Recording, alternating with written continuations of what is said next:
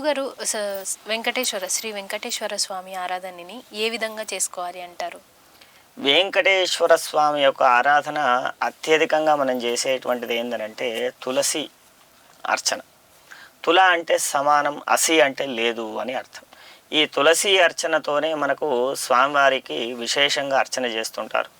అదేవిధంగా విష్ణు సహస్రనామ పూజ, తెల్లవారుజామునే బాలభోగము, పొంగలి నైవేద్యం పెట్టడం, ఆ యొక్క స్వామివారికి అనేక రకాలుగా ఉండేటువంటి ఆరాధన క్రతువులన్నీ కూడా ఈ ధనుర్మాసంలో ఇంకెక్కువగా విశేషంగా చేస్తుంటారు. అదంతా కూడా పూర్తి వైష్ణవ ఆగమ శాస్త్ర ప్రకారంగా జరిగేటువంటి సాంప్రదాయ క్రతువులు.